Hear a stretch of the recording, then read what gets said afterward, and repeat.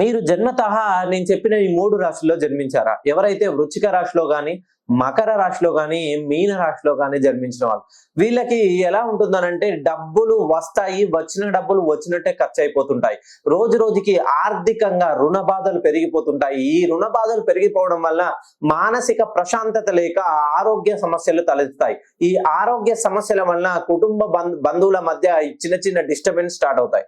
ఈ ఒక్కొక్కటి chain link వలన వీళ్ళు ఎంత కష్టపడ్డా దానికి మిగులుబాటు ఉండదు. ఒకానొక రోజులో ఈ పని చేయడం ఎందుకు, ఇంకా ఈ పని వదిలేద్దామనే ఆలోచనలో ఉంటారు.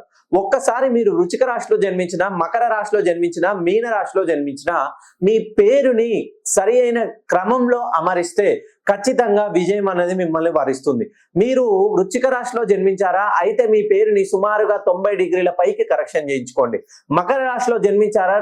180 నుండి 270 డిగ్రీల మధ్యలో కరెక్షన్ చేయించుకోండి.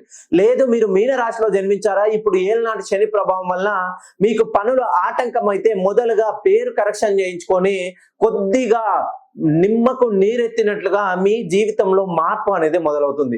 జన్మతః మీరు ఈ 3 రాశుల్లో జన్మిస్తే నన్ను పర్సనల్ గా గానీ డైరెక్ట్ గా ఫోన్ కాల్లో గానీ కలిసే ప్రయత్నం చేయండి. మార్పు మీ జీవితంలో రావాలంటే మొదలుగా మీ పేరుతోనే సాధ్యమవుతుంది.